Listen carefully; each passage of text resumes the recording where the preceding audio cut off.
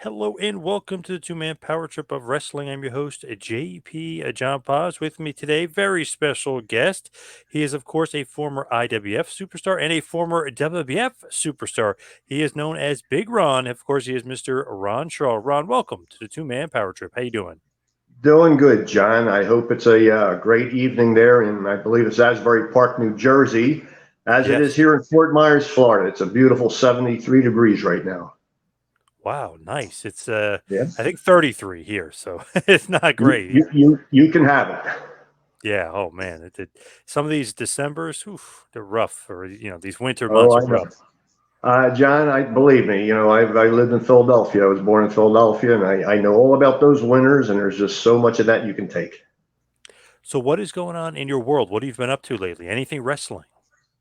Absolutely nothing wrestling. I retired from the business in 1999, but I've been doing a lot of shows, including your podcast tonight. Uh, didn't really think I was going to want to do this podcast because of the last show I was on. And I don't know if you heard anything about it or knew of it and so forth, but I was kind of saying, well, I just don't think I want to do this anymore. And even prior to doing that show, I wasn't too sure I wanted to do anymore because I was on with a gentleman from England, the WSI guy. I don't know if I can mention people's names. Sure. Uh, Yeah. okay, James Romero, Wrestling Hmm. Shoot Interviews. And I said after that, I thought it would be the last one I would do. But the Monty and the Pharaoh guy called me and said, Ron, hey, we'd like to have you on the show. I said, Monty, I said, I don't think I'm up for doing these shows anymore. The guy was a little guy in this business, you know what I mean? And, he was nice enough to build me up just like you did, superstar. Never considered myself a superstar, but thank you anyway. And, I said, all right, let me think about it. So I called him up a couple of weeks later and, I wanted to start feeling people out because, the conversation has been pretty much the same thing over and over again. And, he says, well, here's what I want to talk about. He wanted to talk about things that I didn't want to even touch, the Ring Boy scandal, this and that, and plus the big upset of professional wrestling, okay, that I'm known for today. And he was being very persistent. I thought a little bit arrogant about it. And I said, you know what? I said, I don't need this money. And I hung up on him. Well, it was about 3, 4 days later, his partner, the Pharaoh, called up and he said, Ryan, look, he goes, we worked everything out. We want you on the show. I said, okay, fine. But, it stuck in the back of my mind. And, I said, I have a feeling that this guy's going to go where he wants to go. And that's pretty much it. Well, that's how the show pretty much started off. I said, I probably was a little bit more arrogant at the start of the show. And I just wanted to speak my piece and just see where it was going to go. But he was being disrespectful to me, John. This was something that was new to me because everybody's really treated me really nice on their shows. I've been on a lot of podcasts. This is now my 16th show since I started my website in 2015. And it was not even 5 minutes into the show that he was saying, well, you have to show me respect on my show. And the Pharaoh had to jump in and say, hey, it's our show, to give you an idea of, the disrespect that not he only showed me, he was showing his partner on the show, And let me tell you something. He has an ego. He's had wrestlers guests on his show pop him in the teeth on the show. And I don't know why that's happening that way. Okay. This guy probably goes around to these wrestling conventions, John, in his Jimmy Durante hat and his Ray Charles sunglasses, just looking to get noticed. Okay. But if you take that hat off of this guy and those sunglasses off of this guy, he's just a punk. Okay. He's just a punk. And I don't respect the guy. And I don't care if he respects me or not. I personally don't care. But that's what I was going through. But, when you invited me on your show, I went on the internet and I said, wow. I said, man, you got a lot of big names on that show. And I said, I need to be a part of it for that hour or whatever it's going to be and so forth. But, just get back to one more time because I don't want to elaborate on this too much. But let me tell you something. He said, never again will I have Ron Shaw on my show. He just doesn't want to be in the same building and work with Ron. So he doesn't want to invite me to his show live in the studio. And that's perfectly fine. But let me tell you something, John. If I ever came out of retirement, which I'm not, I'd love to be in the ring with this guy. I'd love to be in the ring with this guy. See if he would get smart with me in the ring. Interesting fellow. I don't know him, but interesting fellow for Mm-hmm. sure. Yep. Weird way to conduct interviews with famous wrestlers from the past. It's just a weird way to go about it. But hey, I mean, whatever works for him, I get, or doesn't work for him. Whatever. I don't know. I don't know. Yeah. So with you, I know we wanted to talk. We were talking about it off air a while back when we were talking about IWF and kind of getting started there. Who was the actual owner and promoter? Was that Killer Kowalski's baby? Was that his promotion? That was his promotion. When they ended the Executioner thing, him and John Studd, or it was Chuck O'Connor, I guess at the time, under the masks, and Waller retired. He started that up, and it was going to be strictly in the New England area, and he got TV right away. It was great TV that was called Bedlam from Boston, and it was run on a Sunday morning, and it was the #1 show in that time slot every Sunday evening. And I went to work for Walter for 2 years, but we merged very soon with Bruno Sammartino out there in Allentown. So we were doing the TV shifted over into Allentown, where we were doing that. But yeah, Walter was he started the IWF. Yeah. Was he basically how you broke in? He was your trainer. He was your guy. Walter was the only guy that trained me. It was 16 weeks, I think it was, in a gym, the Salem YMCA in Massachusetts. It was great training. I was amazed that I was able to get a hold of Walter to train me and so forth. And we met up there one day. I took a ride up there one day, and he was showing me how it's kind of what the business is somewhat about without actually saying anything about it. And I already knew, what it was like. But one thing about Walter is he taught you how to even shoot if you had to. This was really, really good training. I mean, really great training. And Walter was a natural at this business, main eventer for his 30 years, But Walter was the guy. How'd you actually get into the business and connect with him to begin with? Were you just a fan and you knew you wanted to do this and somehow got in touch with him? I was 8 years old when I was introduced to this business. My cousin took me down to the dressing room in Camden, New Jersey. It was to watch the pro wrestling matches. Took me down to the dressing room, and my eyes lit up. When you're a little kid, these things are big on your mind for a while. And right from the start, I knew that's what I wanted to be. And a funny story happened. I said, we used to go down to Philadelphia Arena, me and a buddy of mine, and watch the TV tapings. And they also ran the one house show there once a month. And I went into the ticket office box. It was a Phil Zatko promoter. I don't know if that name rings a bell. Oh yeah. Okay. Yep. And he was counting the receipts at the end of the night. And I told my buddy, I said, you know what? I got an intermission. I'm going to go run and talk to Phil Zatko, see if there's a wrestling school around. Well, I went into there, knocked on the door, went into there, and I said, Mr. Zatko, I said, I'm very interested in getting into pro wrestling. And at that time, me being 6'3", this was already, I was in probably 11th grade, okay, in high school. And I said, I was probably 240 pounds then. And he looked at me, he says, yeah. He says, I can give you a school in Reading. I guess he meant Reading, Pennsylvania. I wasn't too sure. And he started to write it down. And I said, Mr. Zatko, I said, I know there's a lot of show business involved with this, and trying to let him know that I knew something about it, and that was the work. Maybe it was a good thing that happened, because he threw me out of the box office for saying, these guys are getting hurt every night, and you're telling me there's a lot of show business in this type of. Right. And he threw me out.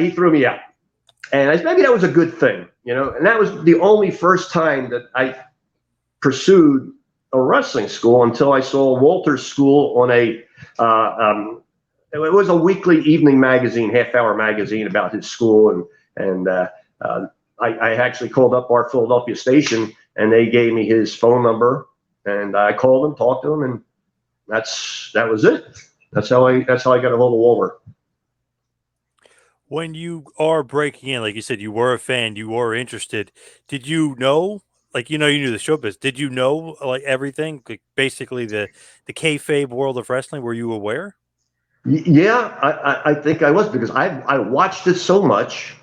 I would go to the matches even occasionally with my cousin, and I'm almost calling the high spots before they did them. He's amazed, when I'm telling him and so forth. And I mean, you can tell pulled punches and everything like that. I mean, I was very smart. It was like since 8 years old, I was already training, but in my mind, understanding what it was. And I guess that's why Vince McMahon Sr. called me down to the dressing room in early 1981 and said, Ron, he goes, you're a natural at this. He goes, are you able to travel? And I said, that was such a highest compliment that you can give anybody. Did anybody else ever get a compliment like that? I was just a young kid.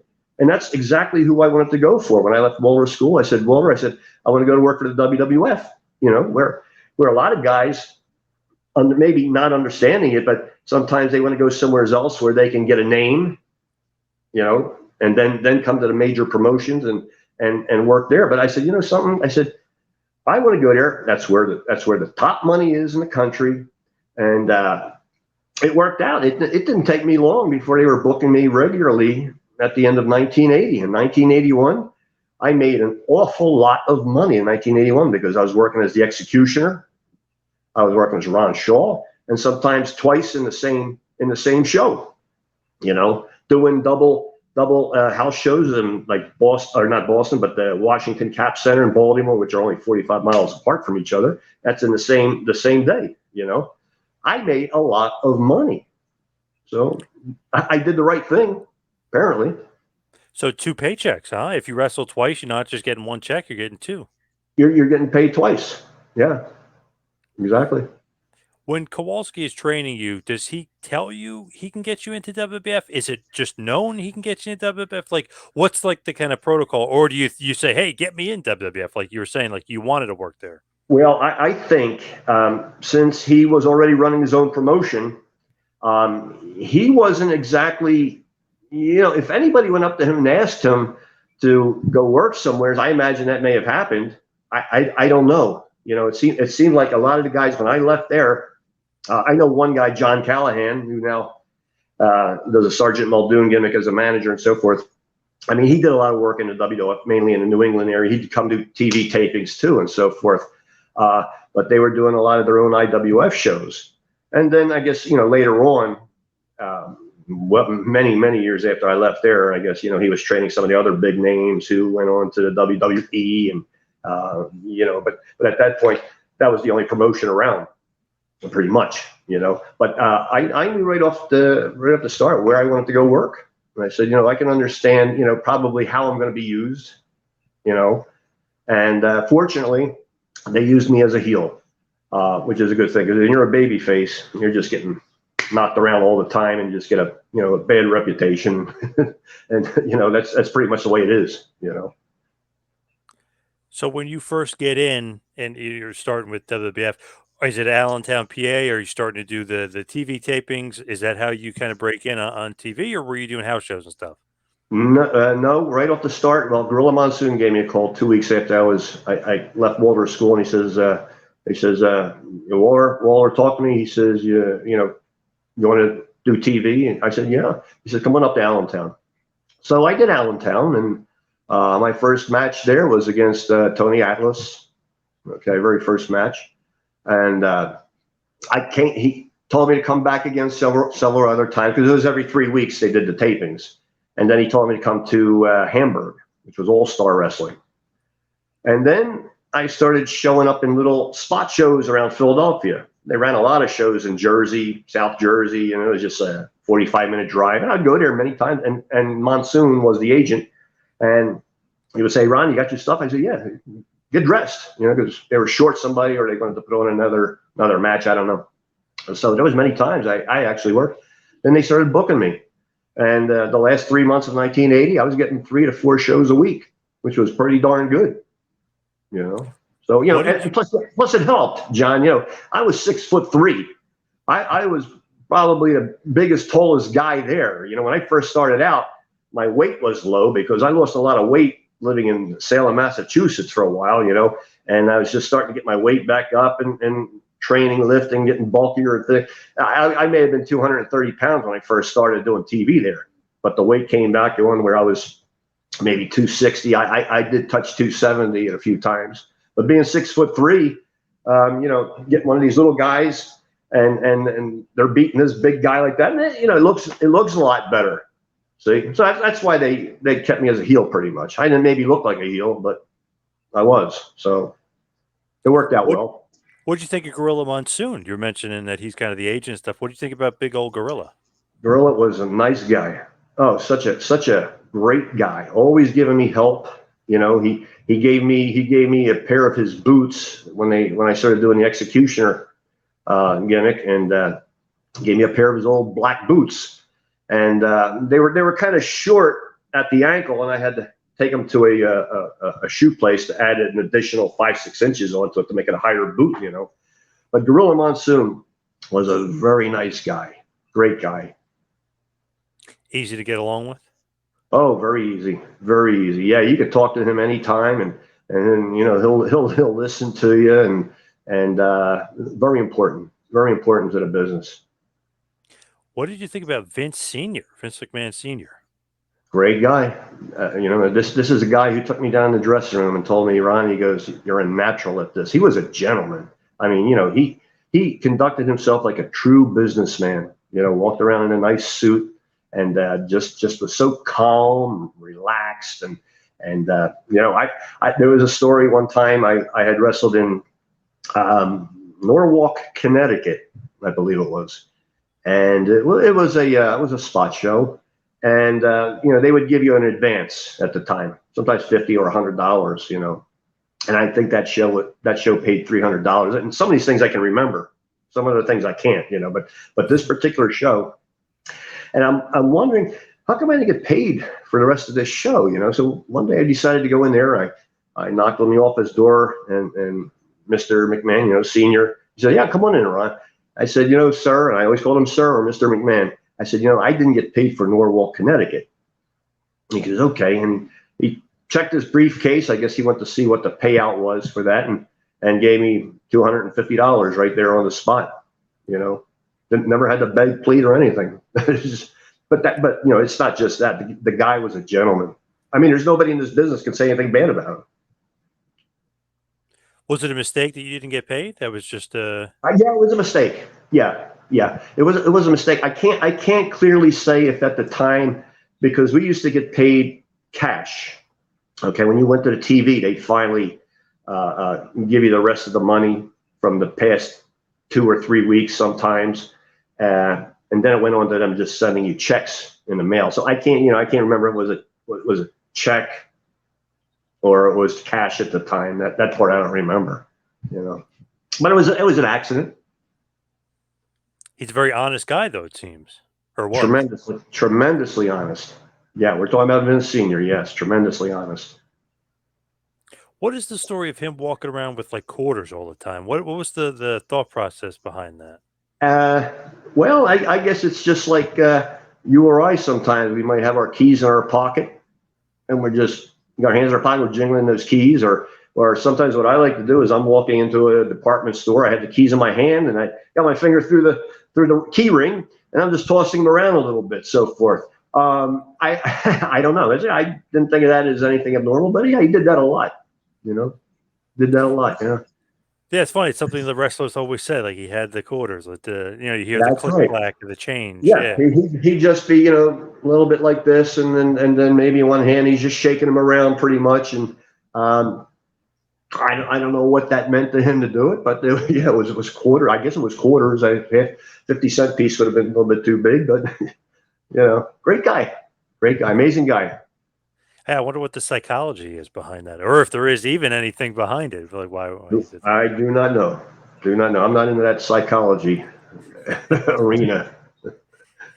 very early on when you're there, you end up wrestling Hulk Hogan. Obviously, this is 1980 or so. I mean, this is early Hulk. What did you think about Hulk at that point in his career? Obviously, he'd go on to become arguably the biggest star of all time. But what do you think Sure. about him in 1980? In 1980, when you first seen this guy, I think, what was he, 6'7"? I Just think about, 6'7", yes.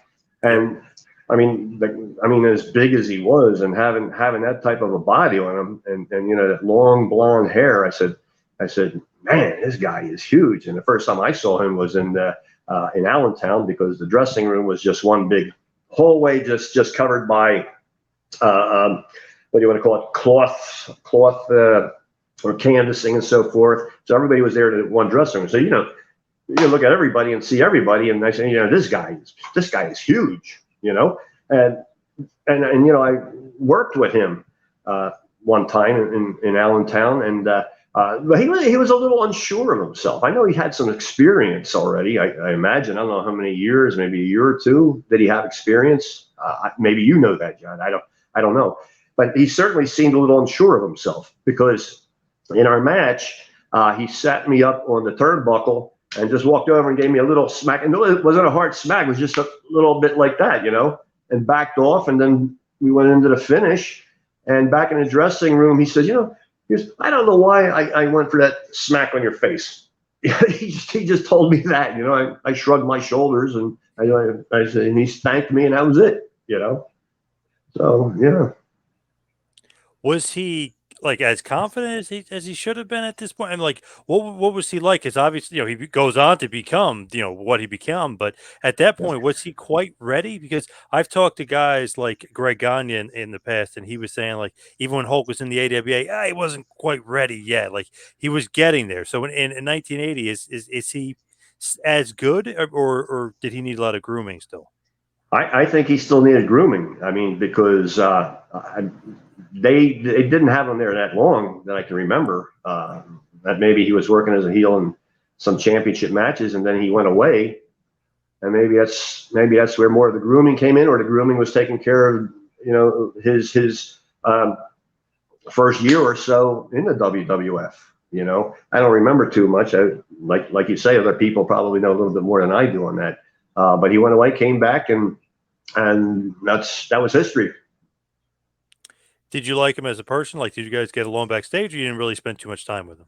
Well, there were times I could talk to him and so forth. He'd just come up to me, hey, Ron, how you doing? And I'm doing good, man. We were to talk a little bit. He's a busy guy, and he'd mainly go around, say hi, and then he'd go into his own. He pretty much had a dressing room of his own, or he was just maybe away for most of the guys and so forth. But easy guy to talk to if you wanted to. I never came across anybody. I mean, I didn't try to talk to a lot of the bigger name, the heels, like Macho Man Savage, because he was always in his own dressing room with his wife and so forth, and Dr. D. David Schultz, he was his own personality, guys like that. So the talent hung around with certain talent, so forth. You know what I mean? And yeah, it just all depended. But Hulk was he'd give you the time of the day, if you asked him. So who are your guys? Who are the guys that you're hanging out with behind the scenes? Well, it could have been anybody, because if I'm traveling to a town, there might be Steve Lombardi, Jose Luis Rivera, AJ Petruzzi, and another town, it might be up in New England, might be Pete Doherty. Maybe some SD Jones was good to hang around with too.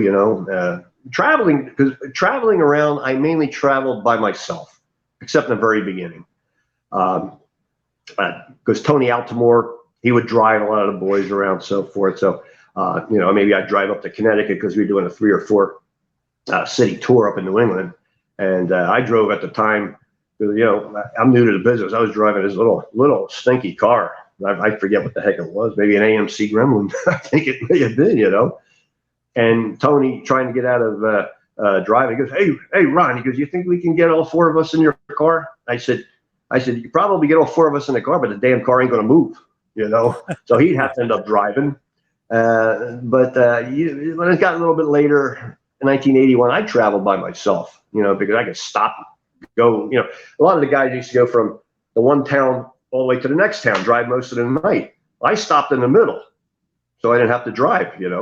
So, I'd get up in the morning, have a nice leisurely breakfast, maybe work out around 11, 12 o'clock in the morning, and then drive to the show, get a hotel. And that's the way I did it. That's the way I prefer to do it. What do you think just about the territory in total? I know you were saying the money was good. Did you mind how much travel there was? Was there, in your mind, a lot of travel involved? There could be if they did it in a way that it wouldn't work out for me. Like if you were going to the TV tapings and you got your bookings, and you would see the first shot's in Boston. My second shot might be in Harrisburg, Pennsylvania. Oh gosh, I got to drive 300 miles up to Boston, come back 300 miles. The next day I'm going to Harrisburg. But what they would normally do is when you would do a town, you'd do, let's say, Connecticut, then you go to Providence, then Boston. Okay, now that was no problem to do, but when I had to go shoot 300 miles and then come back another 300 miles, then go do it, and that happened a lot of times, and there was a lot of times it was really great. It was very easy, but a lot of when they used to do spot shows, tremendous amount of shows in Pennsylvania and New Jersey, they were the greatest. I was home every single night. I loved that. That was the best. Sure. Because it seems like, Northeast, the travel might not be that bad, but to me, you're right. It's like New Jersey, Connecticut, then you go up to Boston. I mean, they're pretty long travel days. If they, like you said, if they don't book it right, or if the town is Boston and Elizabeth, New Jersey, or something. I mean, it can get a little crazy. Right. Yeah. As I say, the territory went from Maine, Vermont to Pittsburgh, occasionally to go over the line into Virginia, down to Washington, D.C., and anywhere's in between, But I worked every house show in the territory, maybe two, 3 times, and some even more. And I was surprised at Madison Square Garden as many times as I worked there. In 1981, I worked 6 times in Madison Square Garden. That's just after 3 or 4 months of being in the business, But that's what they did is they put the hood on me. And so, I'd be working against Dusty Rhodes, Mil Mascaris, and then I'd come in as Ron Shaw and work with Steve-O, S.D. Jones, and a few other of the guys. But at Madison Square Garden, I probably worked the most, along with my hometown, Philadelphia Spectrum, Baltimore Civic Center. Yeah. Pretty awesome. What did you think about the Mecca, the Garden? Like, what did you think? Were you nervous? Is that like the home base to you, the god of wrestling, if you will? Is that what what it means to a lot of the fans? Well, absolutely. It's a different. This may sound crazy. Is that every arena has its own sound? It was like the Philadelphia Arena in when I was a kid going down to watch it. It was just an echo throughout. There was the bell. The bell was different from anything else that you heard in any other arena. And that's why I would have been such a great thing to wrestle in the Philadelphia Arena. And there's a lot of good memories from me watching those shows and being there, in person and watching those shows. But going into Madison Square Garden, I mean, it's just looking up at the lights, the people, and then you see Vince there at the announcers table, right by ringside there, and then there's the nerves start clicking a little bit because Vince is sitting right there, But it was different than any other arena that I worked because they were doing it live. I think they were broadcasting that in Japan at the time, and so many people from the press all the time around the ring. So that was always a big thing for me. It is the Mecca. Everyone says that's like the goal, the work at the Garden. That's right. I mean, if you can get one shot in the Garden in your lifetime, that's something. It really is something. But I came back all those other years too. They booked me. So yeah, great memories. As a matter of fact, I got a couple of those matches on my website. Matter of fact, everything I'm talking about tonight is on my website. What is the website? Just so we have that. Sure. It's Big Ron Shaw WWF.com. Okay, and there's pictures there, there's videos, there's latest what do you call it, podcasts and radio shows that I've done in the past, and a lot of comments from fans. Everything you have, everything there. I mean, let me tell you something. I said, you know, when I did this website in 2015, there's a story behind it, John. And you know, when I retired at the end of 1999, I totally dropped the business. I got rid of my wrestling gear except for 2 sets of boots and my hood as the executioner. I kept that. I said, I'll never get back in the ring again. I made a lot of money, and I invested it, and I made a lot of money while I invested it. Okay, so you know, I think what happened was, if I can remember, is that my wife was occasionally going on the internet, and people were asking what happened to me. You know, did I die? They haven't heard, because a lot of the big names were dying at that time. You know, at young ages. You know, my good friend King Kong Bundy. You know, Chris. You know, passing away like that. Larry Winters. 2015, I think he passed away from a heart attack. Matter of fact. And she says, you know, people want to know, you know, where are you at? Well, I said, maybe you should get a website. And I did, you know, I looked at this as really a pain in the ass to do. You know, I got lazy. You know, I just, when I retired, I went to work for a trucking company hauling the U.S. mail. Okay. I wasn't working for the post office, but they were contractors for the U.S. mail. So, you know, I worked about 7, 8, maybe 9 years or so for it. And in 2015, we looked at it. I said, yeah, let's do it. You know, let's try it out. And we started putting up some things, started growing a little bit. My hometown newspaper here in Fort Myers, they contacted me. There's a story on there still to this day that, you know, about the big upset. Everybody wants to know about the big upset, you know. Oh, yeah. And then, excuse me. And then it went to some radio shows calling me, Philadelphia and in Pittsburgh, Altoona area. These little shows calling me, and then you guys started calling me, you know. And I said, wow. I said, man, this really took off. You know, I get 1,000 looks a week on average at my website. I don't know if that's a lot. I don't know if that's a little bit or what, but you know, it seems like it's enough to me. You know, people are interested. And I just put up some video about 3 weeks ago, my Hall of Fame induction into the IWF. I put that up. I put up a match which was never seen on YouTube. I still got some stuff that's never been seen on YouTube. A match against Andre the Giant from All Star Wrestling. So I got 2 matches up there against Andre. And I got some other executioner ones that I did there on All Star Wrestling. I'm going to put up probably I think in March. And recently what happened is an author contacted me who wanted to write a book, and it's a fictional book, and he wanted to reference me in it. And he's also referenced, maybe you're into baseball, Gorman Thomas. Does that ring a bell? From the 70s and 80s. He was with the Brewers, the Indians, the Mariners, an old-time baseball player. He was not in the Hall of Fame. And he contacted me and wanted to get my permission. Now, he could have asked anybody, you know. He could have asked anybody. But, you know, I consider him not a fan of mine, but just a wrestling fan. I never said anybody's a fan of me. I just said a wrestling fan. They happen to watch my site. His name is Sam Martin.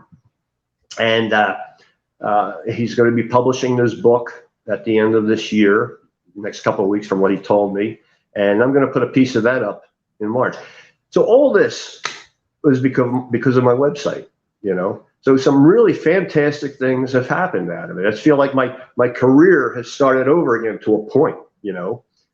And I think you know, being placed in the WWE history books and the IWF Hall of Fame, I think it's a great cap to my career, you know. I think I'm very happy, very satisfied because of this website. I love it. And those Andre matches, that's really, really cool. What was it like working with Andre the Giant? Andre the Giant was a true professional, you know. You get in the ring and you trusted the guy. You had to trust him, you know. You mean, when somebody as big as he is, and as tall as he is, And you do what he asks you to do too in the ring. But there really wasn't too much talk between me and him. He would do his thing, and I would do mine to get some heat and so forth. He'd make his comeback, and we go home, and that's pretty much it. You know, I never worked with him in a house show of any kind. I mean, I've worked with a lot of the guys who I put over on TV. You know, Pedro Morales and house shows, and they would give back.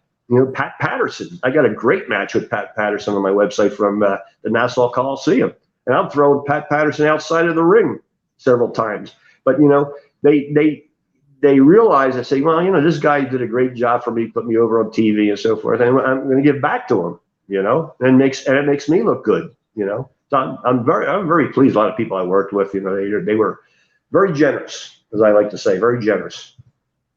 Did you get along with Andre?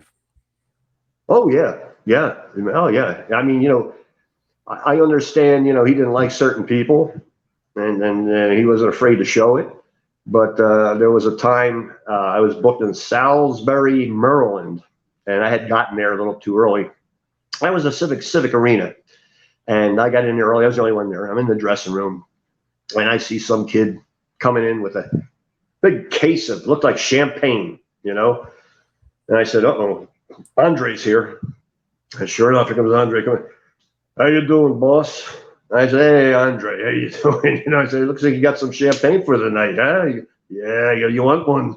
I said, "No, Andre, no, thank you." But hey, very nice guy, you know, very nice guy. Sure.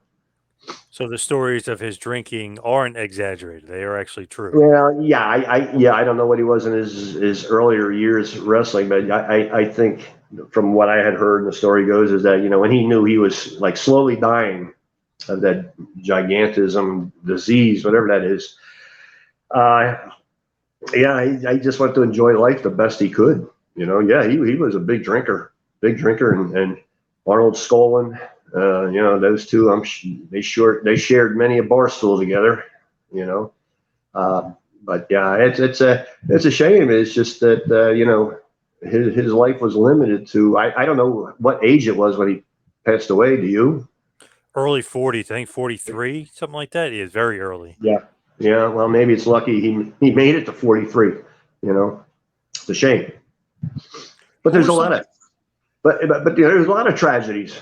A lot of these guys, you know, and I read Yeah. about them. I say, you know, here you are. You've been main eventers for years and made a lot of money. I said, and you got nothing to show for it. You know, involved with drugs, alcohol. I said, what leads to that? You know, and you know, I thank God that my father, who was my hero, passed away 15 so years ago, who was a big investor in the stock market. He showed me how to do it, and you know, I made a lot of money, as like I said earlier, and you know, I was able to afford a lot of things. I'm here in Florida. I'm in my fifth house that I built from the ground up, and it's my last house. I'm in a nice 2-story on a half-acre property, and I love collecting cars. I got some beautiful cars on my website that I just bought a new 2022 GT California Special, a Cyber Orange. Mainly that's for my wife, but she lets me drive it every now and then. But Nice. I think that's because of my father. My father taught me well, you know, and I never got involved with drugs. I love beer. I don't get drunk when I drink beer. You know, I enjoy it after a round of golf, maybe 2 beers, 3 beers. You know, the drugs, never was into drugs. And I said, you know, that's just going to ruin your life. It's going to ruin your life. When you look at Andre, they always say like, "Oh, like you were kind of saying that he didn't like some people, didn't get along with some people." I was buddies with Bundy, and he was saying that Big John Studd and Andre did get along, but then you always hear the stories of Big John Studd and Andre not getting along. So, were there some guys like that he really just they just didn't get along? You know, it was really hard to see when you were back in the dressing room, you know, because, you know, as I say, those real bigger names, Hogan, Andre, Savage, they were a little distant from everybody else. You really couldn't see that. And I'll be honest with you, during that whole time, I would have never knew that he was at odds with anybody. You know, all this just came out now because of the internet. You know, there's so much Yep. on the internet. We're all learning something new today. When I investigate research, my own stuff. I mean, I'm finding more stuff all the time on myself. And then I go over here and say, well, I try not to spend too much time that has anything to do with WWE. I gave that up. I've told that story many times. I gave it up many years ago. Don't watch it. Don't care to see what's going on. But I'll research the old names. Okay. And I say, well, this is odd. This is strange. And I never knew this before. And, I'm educating myself. I don't spend all day watching this, but it's part of my research on my background of myself, because, as I say, I come across so much stuff, and other guys that I knew too, and I take my time and I'll read about it, and it's interesting, very interesting to me, I love looking up the stuff and be like, holy shit, like 1982, you had a world title match against Bob Backlund, like stuff that you wouldn't remember. But then I was like, wow, world title match. Nice. It was as the Executioner. Okay. And yeah, I mean, there was a lot of that at that time as the Executioner. Some people have said, well, you had a title match against this guy. This guy said, well, no, that's not correct. I did work with them, but it was not a title match.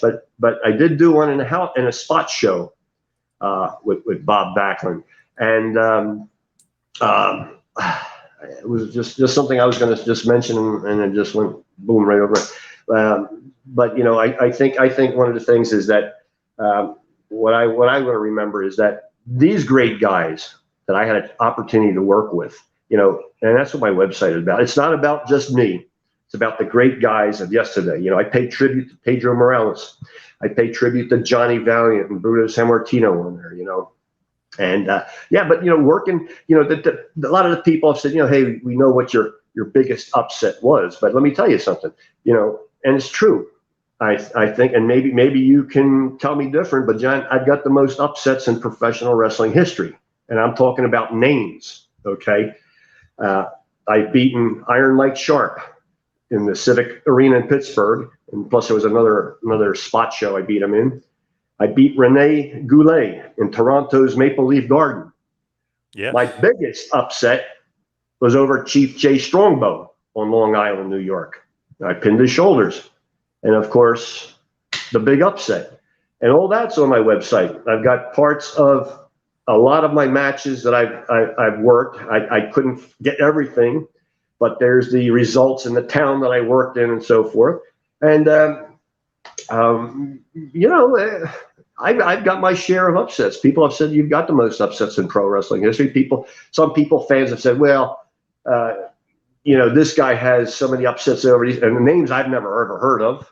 Well, I'm talking about guys who've been in the business for 20, 30 years that I've got the upsets against. I've worked against Bobo Brazil.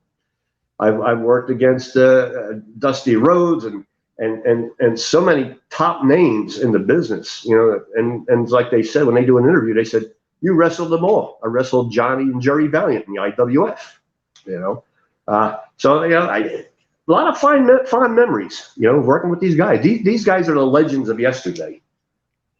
Yeah, that's a lot of respect for you. I mean, for them to do the favors, do the honors for you, shows some good amount of respect. Exactly. When you did the Executioner, whose idea is that? Because it's almost like you're paying a little bit of homage to Killer Kowalski there. Apparently that was Vince Sr.'s. When he never told me that day in the dressing room. He said, you able to travel? And I said, yeah. I said, I thought I was traveling anyway. I said to myself, but I guess he meant maybe all over the world or all over the country. Yep. And Gorilla Monsoon told me at one TV taping, he says, get the Executioner's gimmick like Waller had, so forth, which I did. And that's pretty much how that part started. I worked for a year in 1981, and then they were going to send me out to California for Mike LaBelle. Now, I didn't know if it was going to be as Executioner or Ron Shaw. I didn't know. And after 1981 of making so much money, and everybody telling me, well, you're not going to make much money there, I said, well, I had to give it some thought, and I said to Monsoon, I said, Gino, I'm not going to go. He said, all right. So on a tour up in upstate New York, I was told to give Vince Jr. a call, And he said, Ron, he goes, I heard you don't want to go out to California. I said, yeah. He said, well, you got to make tonight your last night, you know. I said, okay. I guess maybe I saw that one coming, you know. And I said, I thanked him for the opportunity. And as I say, that's when I went to the IWF for almost 2 years, you know. But maybe that was a grooming stage, you know. I regret maybe today. At the time, I kind of didn't, you know, because I don't know what was supposed to happen out of that. You know, I really don't, because they didn't tell you much. They really didn't tell you much. All of a sudden, hey, you're going here.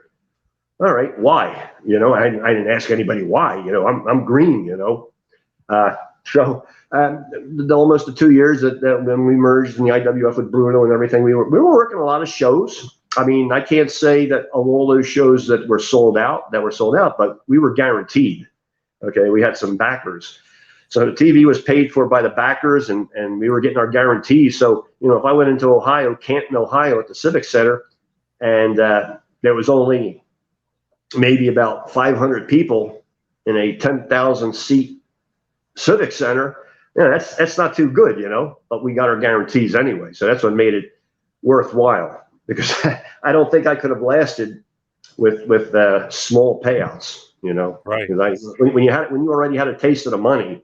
So, you know, this was getting me through. You know, this was getting me through, and we saw the end of it coming. And such a coincidence at the time when I decided not to go up to New England to do some more IWF shows, I gave Vince a call, and he says, "Well," he goes, "give my father a call. Okay, he'll let you know if we'll bring you back." So I had to call him in Florida. And he says, "Well, Ron," he goes, "you know, the roster's full. We got 30 some odd guys." He goes, "But you know what?" He goes, "Come on back to the next TV." Well, I came back, and it wasn't about a week or two after that, Bruno was back there already doing color commentary. Because, you know, during that time, they were having an outing pretty much. I think Yeah. Bruno was suing Vince and so forth, back and forth, I don't know, whatever it was. But then it came to that agreement that he would do color commentating. But it's funny how we both came back at the same time, pretty much, you know. Yeah, what did you think about Vince Jr.? Because that's a completely different era. I mean, we're going into the Hogan era here with a completely different mindset. Yeah, I didn't talk to Vince too much because he was always busy. I have to say, you know, when I did talk to him and so forth, it was just, you know, just short and sweet to the point, and you know, do your job and what you're supposed to do here, and everything's fine. And I never gave him no problem. Never gave him a problem. I mean, he was a totally different guy to deal with. I mean, you could tell he had an attitude. He was getting an attitude, you know. And when his father passed away, I guess he was just a different guy. He was going to run things his way, and it was going to be that way. And look, you see what's happened today. I mean, what he made the business. I mean, it's not something I agree about, you know, but it's now entertainment, you know. But this guy, I have to tell you this. This guy was the greatest promoter in the world. He could make a hard-boiled egg the world champion and make the people buy it. That's how good he was. Yeah, no doubt about it. Yes, greatest promoter of all time, for sure. Exactly. Yeah. What do you think is some similarities and some differences with him and his dad? Because so many people said they were so much different. His dad is so honest, and he wasn't as forthright with some people. Like, what's the similarities and differences with him and his dad? Well, you know, what I could see was that, you know, of course, you had to be one of the top guys to understand really understand the difference. But what I had saw is that, you know, Vince Sr. was just a very calm guy who took the business, you know, seriously and where it was and so forth. And Vince was a little bit more of a brash, more of the attitude, and probably showed it and wasn't afraid to show it. And, you know, but as I say, you know, you had to be a top name to really deal with the guy. I mean, you know, when you were like King Kong Bundy and calling Vince Sr. up at home, or Vince Jr. up at home, and saying, "Hey, look, this ain't going to work between me and Hogan," blah blah blah blah, and so forth. Again, this is a story that, you know, Chris told me a couple times. You know, when he was working the Bundy gimmick and so forth. I said, "Man," I said, "that took a lot of balls for you to do that," you know. But I guess he could do it. You know, if you're gonna meet Hogan for a championship all around the territory, I guess he had some ideas that he wants to throw at him. So, you know that those guys knew pretty much. I didn't see. But the difference between the two of them was is that one was so calm, and the other one was more, I guess, energetic to do, and do what he was going to do, and nobody was going to stop him either. Yeah. Oh, yeah. It just was one of the things. It became a global phenomenon. It wasn't just a Northeast regional thing anymore. It was global. It was worldwide.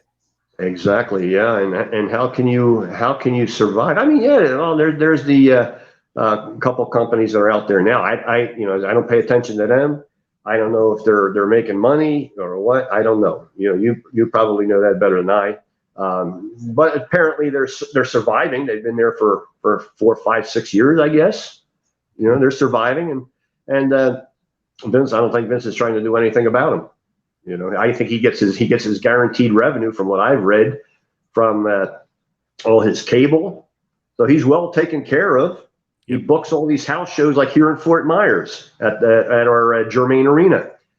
He's got it booked for the next 8, 9 years, and as long as nobody comes in there. And from what I've heard from fans is that there might be about maybe 2,000, 2,500 people in a 7,000, seat arena, because, there's so much of this cable on TV that you can watch for free. I mean, why would you want to spend, what's the cheapest seat in one of these houses? 50, 70, $100? I don't know, and especially in today's economy where everything is almost triple.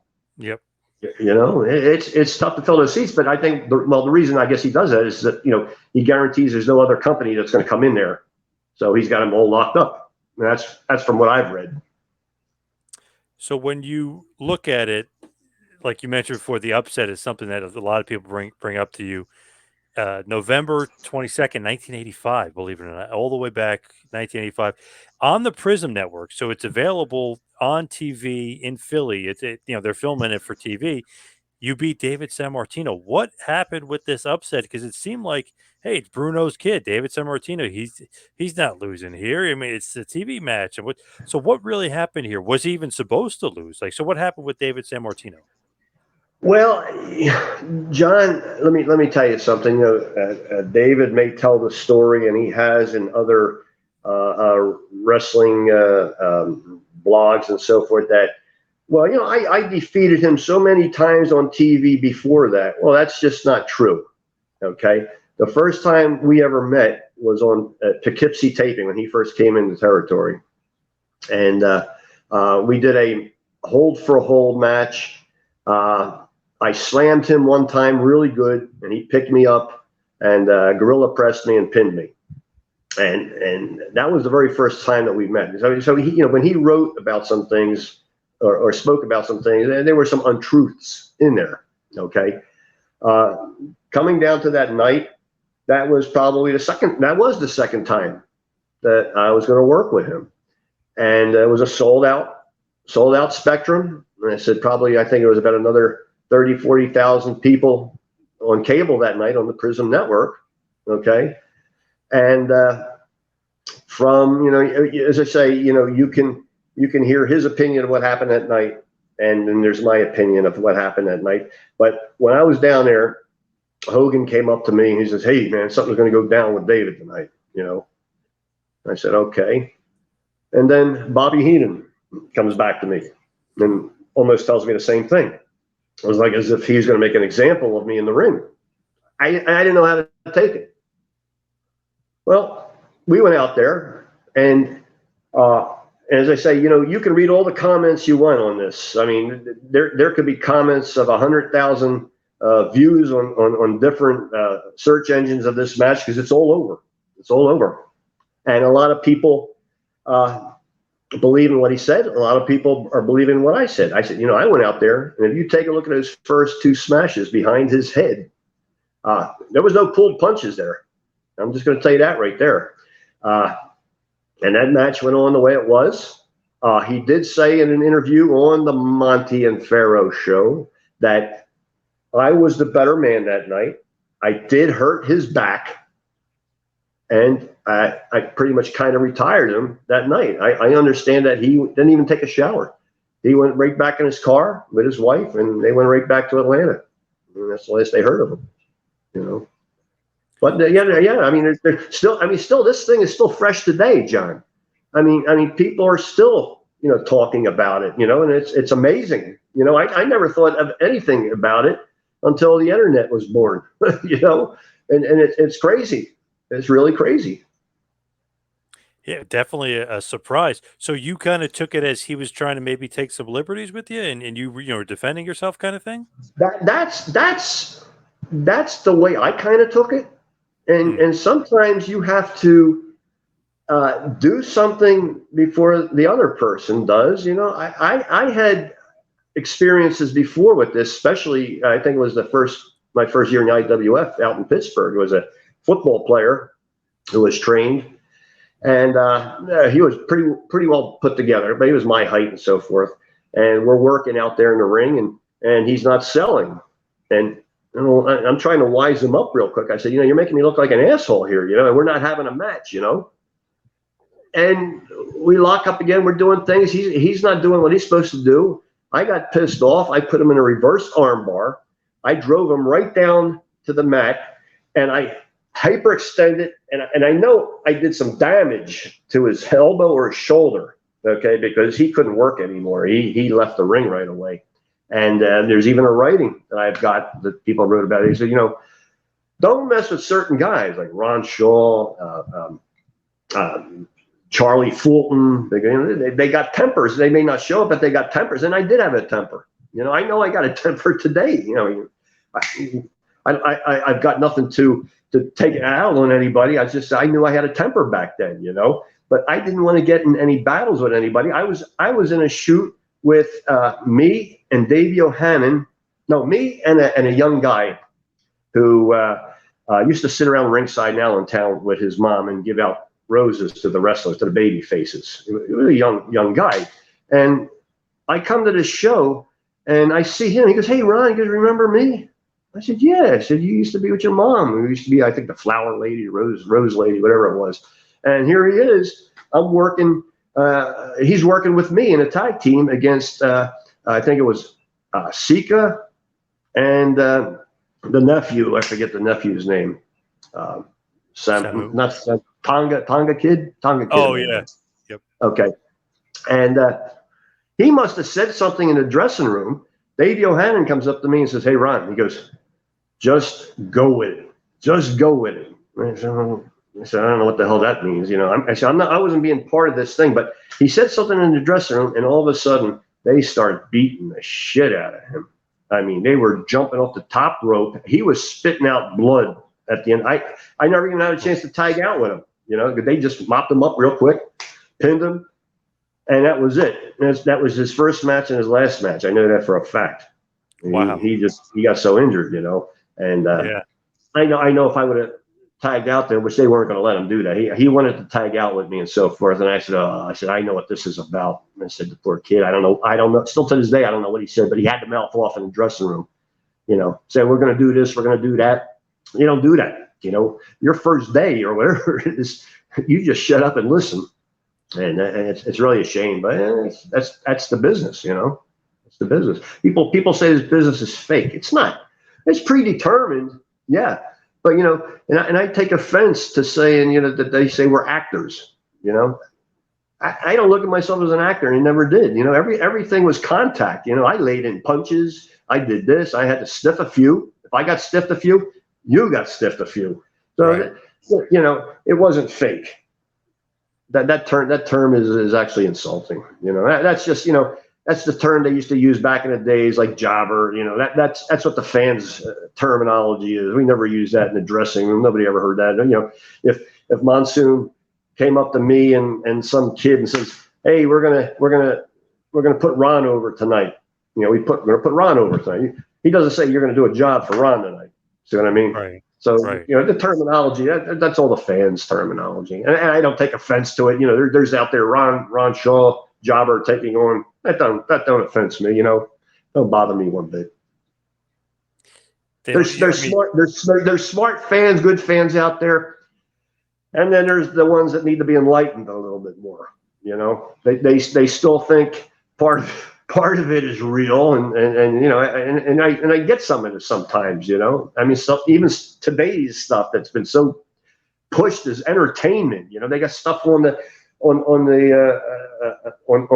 the computer where they're practicing what they're going to do during the match. And there, somebody took video of it, and they were two pretty big names. I forget who they were, and they put it on the internet and so forth. Well, who cares? You know, everybody knows it's a work now. You know. Yeah. So why did you end up leaving WWF when you did? Like, were you just done with wrestling? Were you done with the business? Like, what was the thought process behind leaving? I have to say, you know, first of all, in 1980, when I came back in early 1984, first January of 1984, I was working, getting booked like crazy. 85, like crazy. 86, they brought in George Scott, and he brought up a couple of his guys. So then I saw my bookings drop. So, you know, I first started saying, well, you know, I'm not going to be driving all the way up to Poughkeepsie.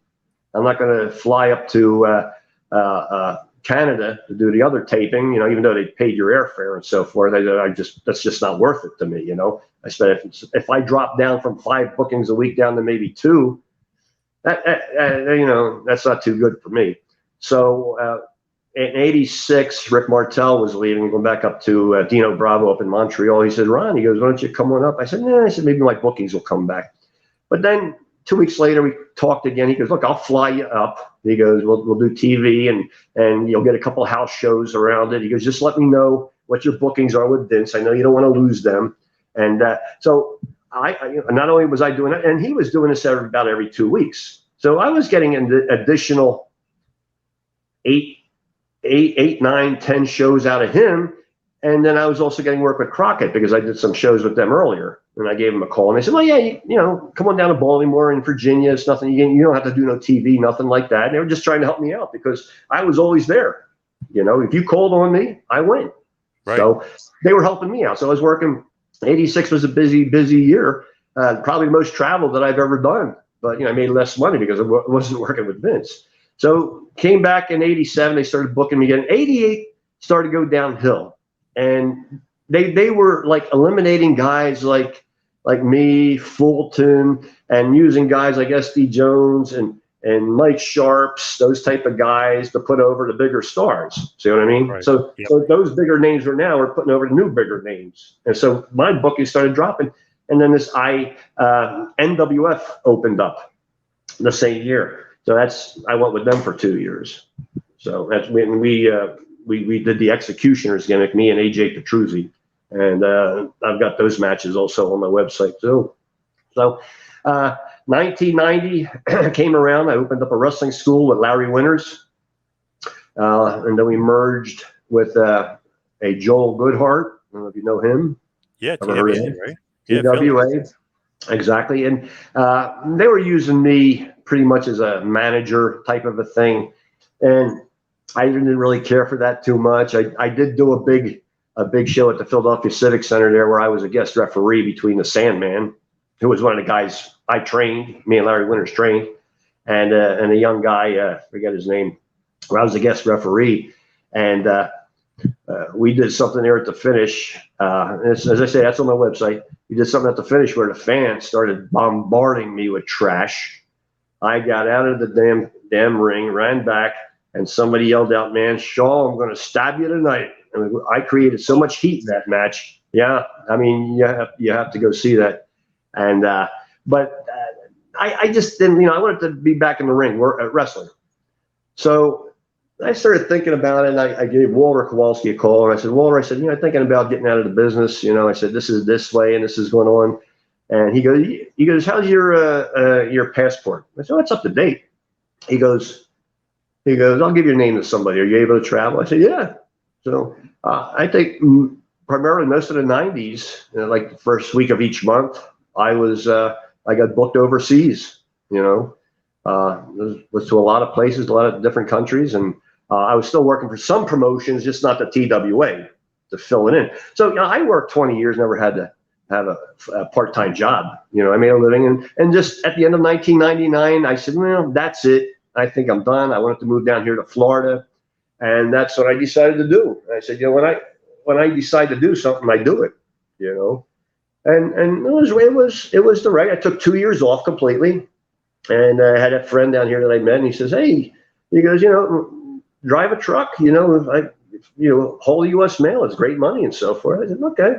So, I had a CDL, which was many, many years ago. I had a CDL back in Pennsylvania because I was working construction with my father prior to wrestling and driving a truck a little bit. So we just had to go get a Florida CDL license and so forth, and went right to work with them, And so I retired. I'm 65 years old now, John, and I think I retired about 10, 11 years ago. And so I'm just enjoying playing golf at the pool. I got my own gym here at the house. I work out, and I'm just enjoying life. Fortunately, I'm healthy. I'm only 235 pounds, but I'm older. I'm glad not to have that 270 pounds anymore. Yeah, there you go. So as we hit the wind end here, we head towards the finish. How do you think you're going to be remembered? Like, what's the stamp of Big Ron Show? Would it be all the upsets? I mean, Chief Jay Strongbow, Rene Goulet, David Sammartino. Is that how? Iron Mike Sharp. Is that how you're going to be remembered? Like, what do you think the stamp is going to be? The legacy of Big Ron? You hit it right on the nail, pretty much. I mean, if the WWE put me in their two history books of pro wrestling for that reason, the big upset, and people still talking about it today. If they're still talking about it today, I'm sure another 10, 15, 20 years they'll still be talking about it. Yes. So I guess that's what I did. I said, I thank all you guys who have called me to do these interviews. As I said, I was just a little guy in this business, John, but a lot of interesting things happened to me along the way that put me on the map. Planned, most of them weren't planned, and that's what happened to me. And I guess I'm thankful for it. I lived out my dream, at 8 years old doing what I did. It probably, as I say, if I had gone out to California, maybe it would have been different. Maybe it wouldn't have been different. Who knows? But I did it. It's time's over with, and that's it. I'm having fun with my website. I'm enjoying the people's comments, and I think that just keeps me going. And that's about as much as I want to do with the business anymore. Again, give us one last push where everybody can find you and find the website. It's all over the place. It's Big Ron Shaw, WWF.com. And you can see everything you need to see on there about my career. And as I say, it's not only just about me, it's about those great, great talent that I've worked with all those other years. And we'll never forget that era either, man. Those were the days when professional wrestling was professional wrestling. The golden era, if you will, for sure. Exactly. So, Big Ron, thank you so much for all the time. Really appreciate it. John, I want to thank you, and I'm glad I was decided to do this show because, as I say, with the big names that you had on there, I needed to be on this show for at least an hour, and you were very generous to me today. Thank you. Yes, no problem. And you will be added to that list with those names, just like you always were. So thank you Great. for coming on. Appreciate it. All right, my friend.